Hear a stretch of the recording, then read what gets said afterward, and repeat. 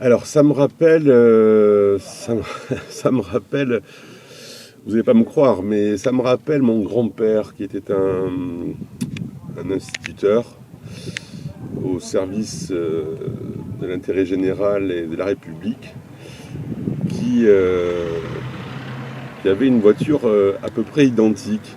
Et j'ai donc des réminiscences de ma petite enfance là, qui poindent, qui se présentent à moi là.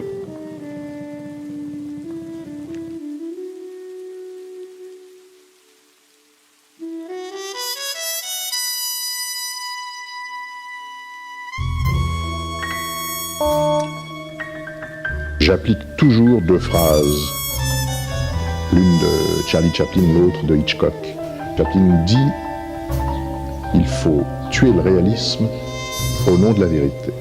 Et Hitchcock dit une autre phrase « Quand je vois apparaître le hideux visage de la vraisemblance, je lui tords le cou ». Bah, c'était un pari cinématographique qu'on a tenté, c'était de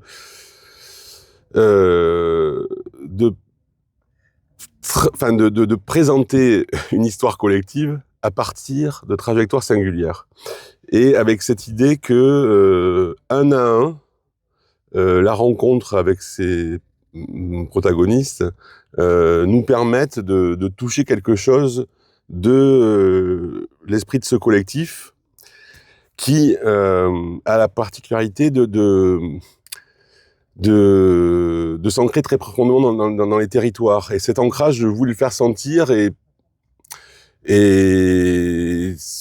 bon, on a fait le pari que ça passerait par donc la rencontre d'un personnage lié à un territoire, à une lutte et aussi à un savoir-faire qu'il apporte au mouvement. Et que par lent effet de sédimentation, lentement se dévoile le paysage collectif du mouvement des soulèvements de la Terre. Écoute, là, c'est les toutes premières projections, donc je suis très content que les regardants s'emparent du film enfin, j'ai hâte d'ailleurs qu'ils m'apprennent aussi sur ce qu'on a fait, enfin, par leur ressenti. Film puzzle, ouais, ou géographie humaine, voilà, une géographie du sensible, une géographie méconnue, hein, de ces luttes, alors certaines sont très très connues ou emblématiques comme la 69 ou les méga-bassines, mais d'autres sont beaucoup plus invisibilisées. Et donc il y avait ce souci dans cette géographie humaine ou sensible d'aller chercher quelque chose, enfin de révéler, de faire sentir et d'éprouver ce qu'a été à la fois les trajectoires singulières de chacune de ces personnes, mais aussi la façon dont ils composent entre eux. Et c'est pour ça que au sein du film, on a 3 grandes stases où on charrie à la fois quelque chose de l'ordre de la mémoire des personnages et du mouvement, et qui peut-être fonctionnera pour le spectateur comme un espace de songe ou de réminiscence, d'images déjà connues ou de choses qu'ils ont entendues ou qu'ils vont découvrir dans le film. Mais justement, je reviens à mon idée de Pulse. Ouais. L'ordre d'apparition en scène a été fait comment ? Est-ce que ça aurait pu être autre chose ou c'est un désir de monteur ?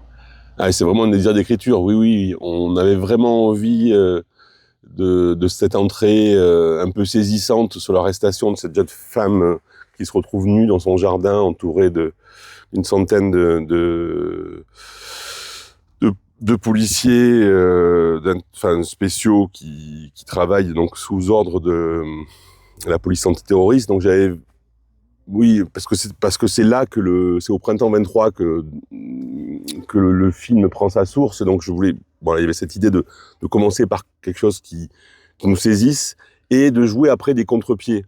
C'est-à-dire qu'on apprend que ce personnage a travaillé dans les ministères, puis est devenue fromagère avant de devenir éleveuse, et de pratiquer parallèlement l'art de la boucherie.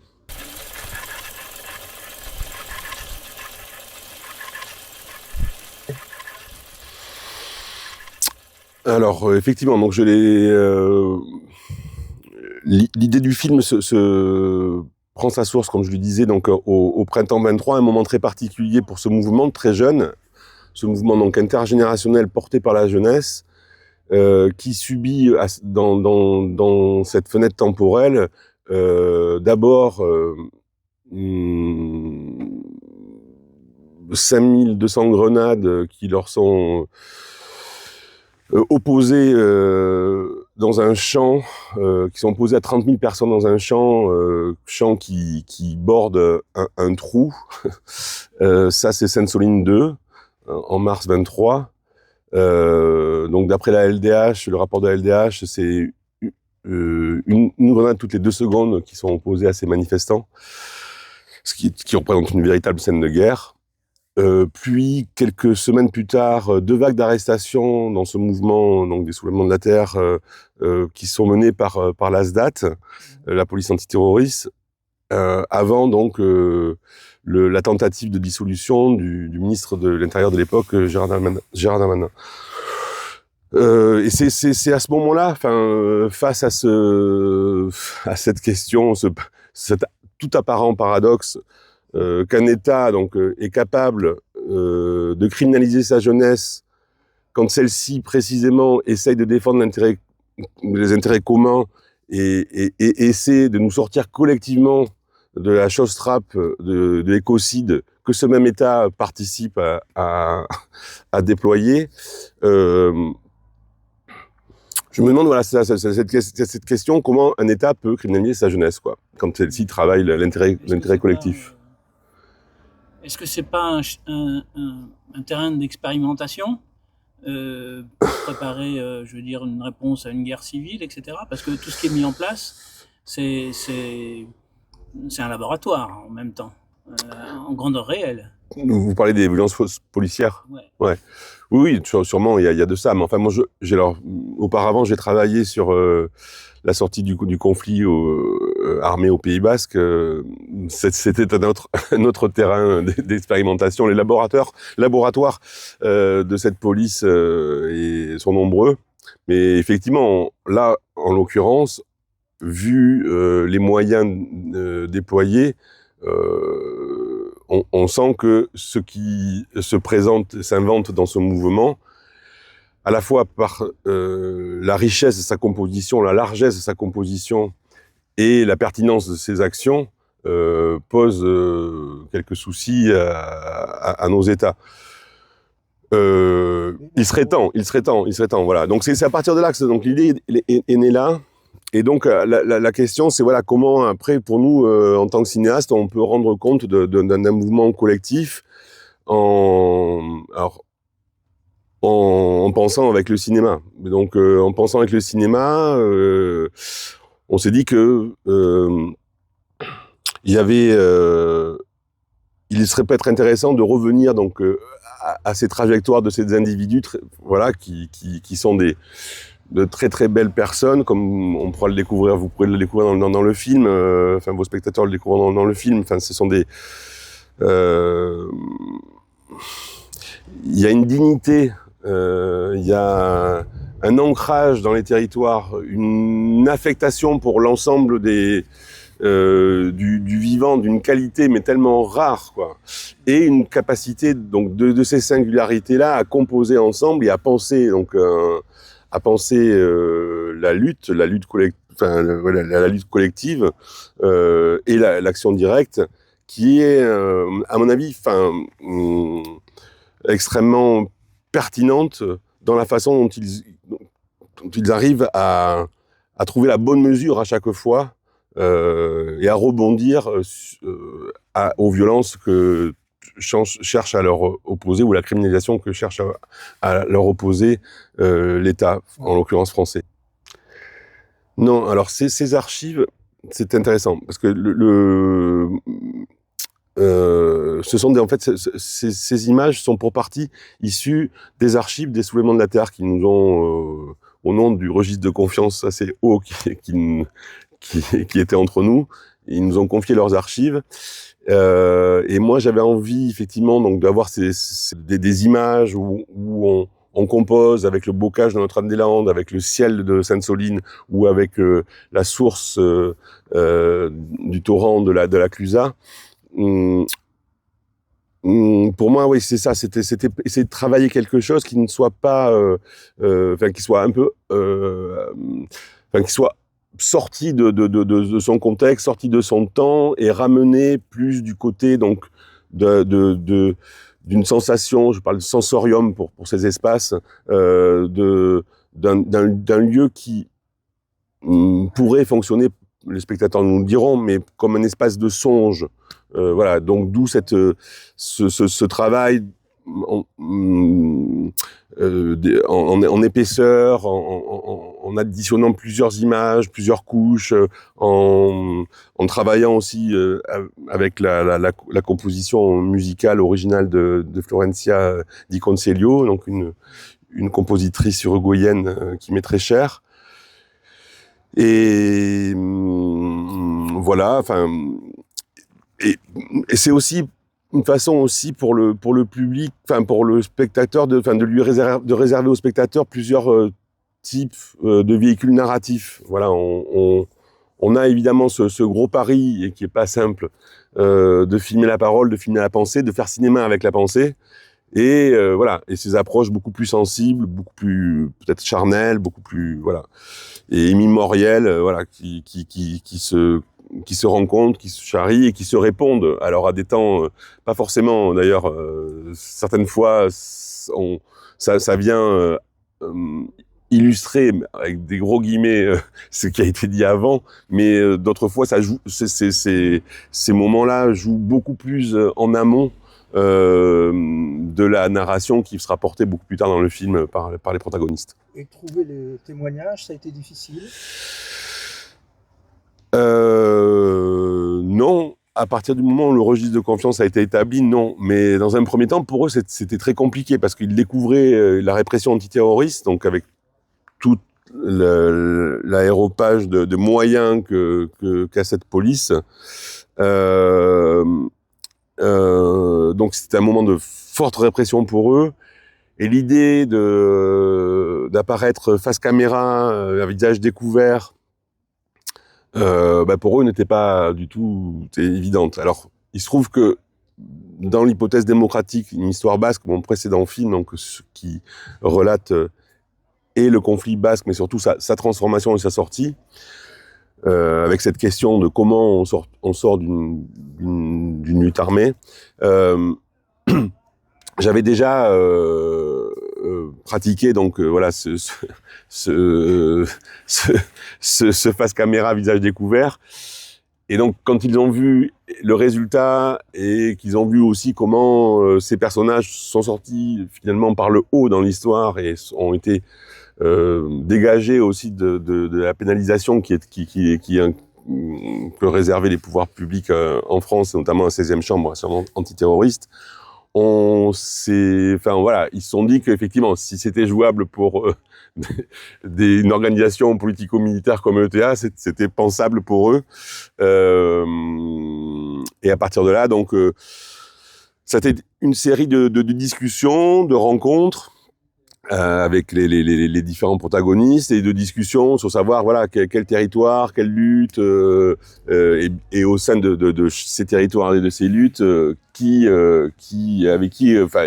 mais finalement, au final, on n'a pas, il y a 16 personnages, 16 protagonistes dans le film, et on en a filmé que 19. Enfin, voilà, donc c'est un tournage très ramassé qui répondait aussi à une urgence. Pour moi et surtout pour le mouvement, de rendre une copie très vite et de faire circuler le film très rapidement. Donc entre entre l'idée et la source, donc 23, le début du développement, c'est février 24, et aujourd'hui, le film s'est fabriqué en moins d'1 an et demi, donc dans le temps cinématographique, comme vous le savez. Il y avait une demande de leur part. Non, non, il n'y a pas de demande de leur part. Non, il n'y a aucune demande. C'était un moment où ils étaient vraiment, entre eux, soudés entre eux, et ils faisaient face à la police antiterroriste. Donc il n'y avait aucune demande de leur part. Ils étaient plutôt en train de se protéger collectivement que de penser à s'exposer. Et c'est moi qui leur ai proposé, dans un premier temps, de participer à une réflexion autour de la stratégie de défense. Et c'est dans ce cadre-là que est venue l'idée du film.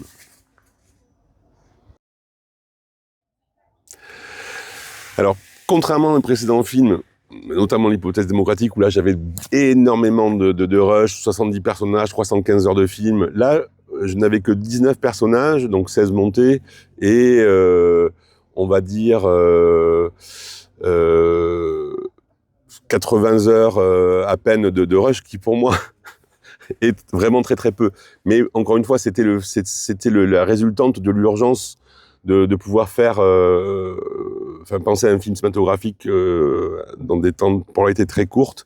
Et donc on est allé un peu à l'essentiel. Mais alors, moi je pense que précisément, ils ne sont pas dans le discours. C'est ça qui m'intéressait aussi. C'était aussi le pari du film, ne pas être du tout du côté d'un film militant, mais de penser avec les puissances du cinéma, donc du sensible et bien sûr du politique, mais donc du coup de ne pas ni entrer dans le récitatif, ni dans la doxa, vous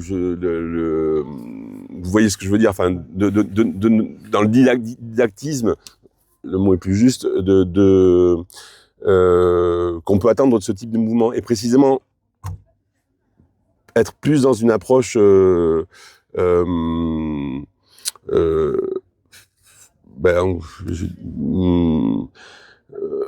j'allais dire sensible, je l'ai déjà dit beaucoup de fois, donc mais dans une approche qui casse en fait ces stigmates de discours, et de montrer comment par l'affectation à leur territoire, par la qualité d'affectation de leur territoire, la finesse des savoir-faire qui sont portés par chacune et chacun, comment cette composition devient une richesse absolument dingue et puissante. Et ça c'est quelque chose que j'ai découvert au fil du tournage, parce que nous savons tous, on voit, la plupart des gens connaissent les soulèvements par leur lutte contre l'accaparement des terres et de l'eau, contre ça on le voit bien, hein, l'artificialisation des sols, avec la 69 par exemple.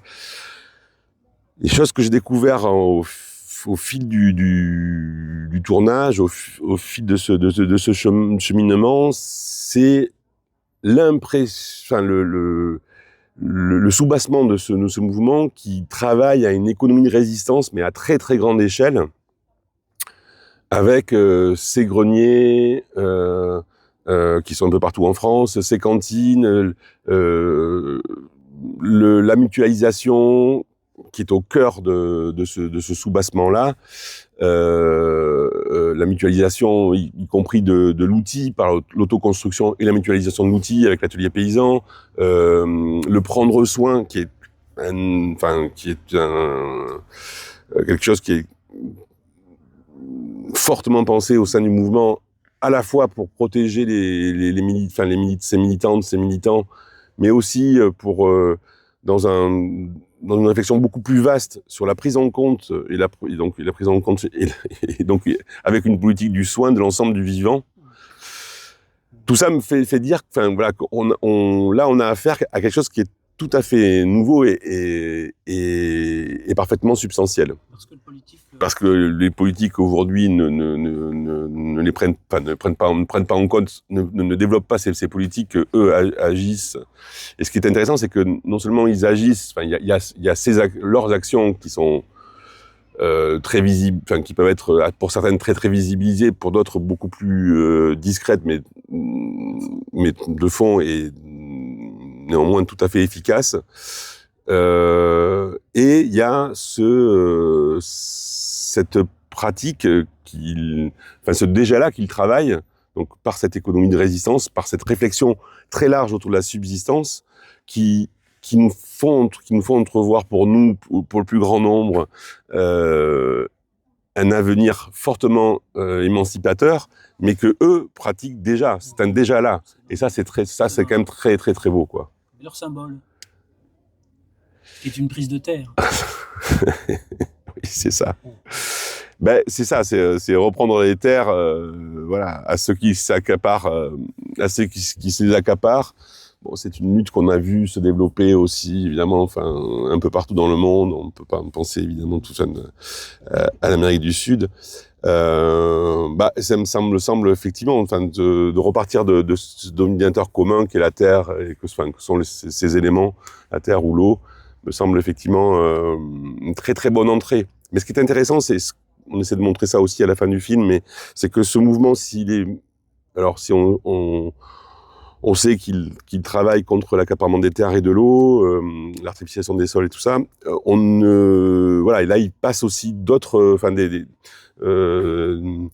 il franchit des marches assez conséquentes, par exemple en s'attaquant maintenant à un soulèvement antifasciste, voilà, qui prend en compte l'idée qu'aujourd'hui le capitalisme s'entoure d'un nouveau adjudant que sont ces politiques d'extrême droite. Et je trouve, pareil, je trouve ça vraiment intéressant de les voir se confronter, prendre à bras le corps ces questions et avec beaucoup d'intelligence et de puissance collective. Ils sont aujourd'hui très très nombreux. Hein. Vous parliez de militants tout à l'heure. Est-ce que c'est un film militant ou c'est un film engagé ?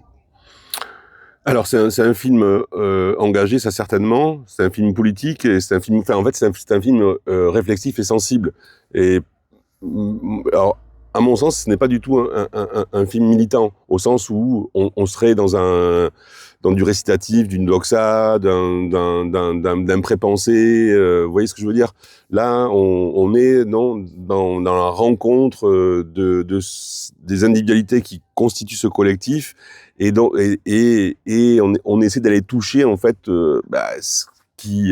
les affects les plus purs qui les animent pour justement pour montrer que peut-être qu'il y a d'autres façons de militer, quoi. Voilà, et qui ne passent pas par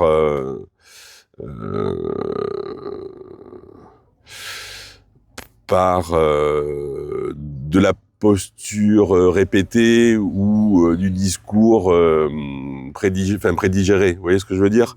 Là, ils dans leur fragilité, parce qu'ils acceptent vraiment de cette proposition de cette mise à nu, avec des guillemets, hein, évidemment, de l'intégrité de leur visage comme des paysages qu'ils habitent, et que là, je pense que précisément c'est une façon c'est un endroit, en tout cas, c'est un point où le cinéma peut rentrer, quoi. Je pense que là-dessus, c'est là où on peut commencer à déployer du cinéma, et qui, pour le coup, là, à cet endroit, se tient très très loin de ce qu'on peut appeler le cinéma comment vous avez dit ? C'est toi qui militant. Okay.